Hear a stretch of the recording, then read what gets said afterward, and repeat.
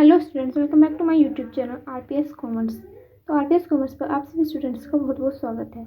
आज की जो हम अपनी वीडियो लेके आए हैं वो हमारी होने वाली है कंपनी लॉ के आपके जो एक टॉपिक बनता है कि पार्षद सीमा नियम व पार्षद अंतर नियम में अंतर। ठीक है, ये आपके बीकॉम के थर्ड सेमेस्टर के स्टूडेंट्स के लिए है वैसे तो, मगर आपकी ये 11th में और 9th में भी हो सकता है। ठीक है, तो इस टॉपिक को आज हम क्लियर करने वाले हैं। आप हमारे चैनल पर नए हैं तो चैनल को सब्सक्राइब जरूर कर दें, जिससे कि हमारी और भी वीडियो आपको जल्दी से मिल सकेगी। सबसे पहले देख लेते हैं कि इन दोनों का अर्थ क्या होता है।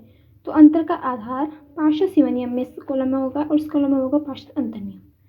तो इन दोनों का अर्थ देख रहे हैं। तो पार्षद सीमा नियम कंपनी का अधिकार पत्र होता है, ठीक है, जिसमें कंपनी के अधिकारों का वर्णन होता है। ठीक है, जो हमारा पार्षद अंतर नियम होता है उसमें कंपनी का संचालन पत्र होता है। ठीक, कंपनी का संचालन पत्र है जो कि कंपनी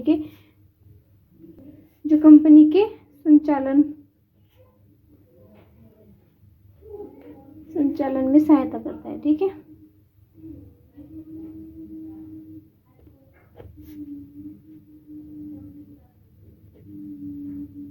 ठीक है।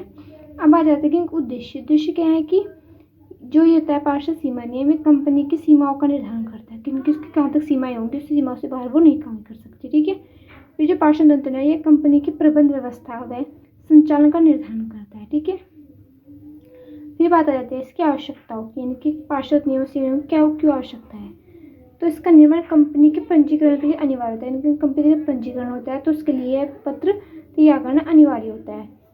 और जो ये पार्षद अंतर नियम होता है ये सार्वजनिक कंपनी में इसके बिना भी पंजीकृत हो सकते हैं, इतना आवश्यक नहीं है। ठीक है, लेकिन किंतु ये अनिवार्य है। ठीक है, फिर आ जाता है इसकी उपयोगिता। तो पार्षद सीमा नियम कंपनी का सबसे महत्वपूर्ण प्रलेख होता है, जबकि पार्षद अंतर नियम कंपनी का सहायक प्रलेख होता है। यहाँ पे कह रहा है कि विषय सामग्री पार्षद सीमा नियम की कंपनी के उद्देश्य व अधिकारों का वर्णन होता है, जबकि इसमें कंपनी के उद्देश्यों को प्राप्त करने हेतु कंपनी के नियम व योजनाएं बनाई जाती हैं। ठीक है, फिर आ जाता है कि इसमें परिवर्तन, इसमें विशेष परिस्थितियों में परिवर्तन किया जा सकता है। ठीक है, इसमें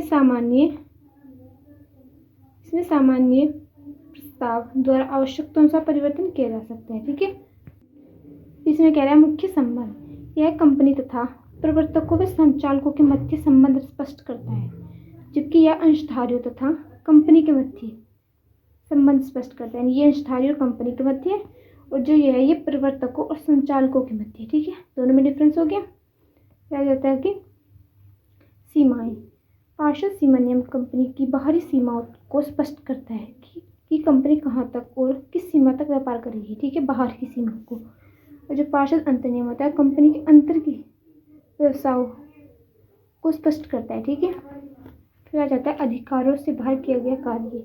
ठीक है, अधिकारों से बाहर किए गए कार्य में कह रहा है कि पार्षद सीमा नियम से बाहर किया गया कार्य अवैध होता है। ठीक है, उसे कभी वैध नहीं किया जा सकता। पार्षद अंतर नियम से बाहर किया गया कार्य प्रस्ताव द्वारा वैध किया जा सकता है। ठीक है, फिर निर्माण का आधार क्या है।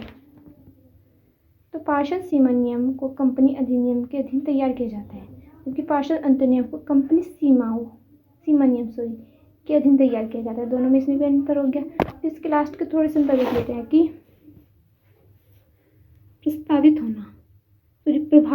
ठीक है, प्रभावित होने का मतलब है कि पार्षद सीमा नियम पार्षद अंतर नियम से प्रभावित होता है। कौन होता है? पार्षद सीमा नियम पार्षद अंतर नियम से प्रभावित होता है। ठीक है, क्योंकि पार्षद अंतर नियम पार्षद सीमा नियम से प्रभावित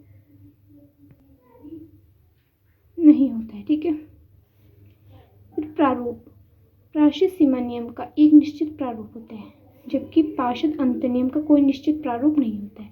ठीक है, तो ये हो गए इन दोनों के डिफरेंस। जैसे हमने स्टार्टिंग से पढ़ा, सबसे पहले हमने पढ़ा कि अर्थ, इन दोनों में इसका अर्थ बताया गया। फिर इसके उद्देश्य की क्या क्या इसके उद्देश्य हैं, फिर हमने बताया कि आवश्यकता इसकी क्यों पड़ती है। ठीक है, फिर हमारी इसमें उपयोगिता हो गई, फिर विषय सामग्री हो गई हमारी इसमें, फिर हो गया इसमें परिवर्तन, फिर हमारा इसमें बताया गया मुख्य संबंध, फिर दोनों के बीच मुख्य संबंध क्या है, फिर हमारी सीमाएं, फिर अधिकारों से बाहर किए गए कार्य वैध कहलाए गए अवैध उसके बारे में, फिर निर्माण का आधार, फिर प्रभावित होना, फिर लास्ट में प्रारूप। ठीक है, तो यहीं पे आपका समाप्त होता है। आपको वीडियो कैसे लगी हमें कमेंट करके ज़रूर बताना। वीडियो को लाइक शेयर कमेंट करना ना भूलें। जल्दी से हमारे चैनल को भी सब्सक्राइब कर दें।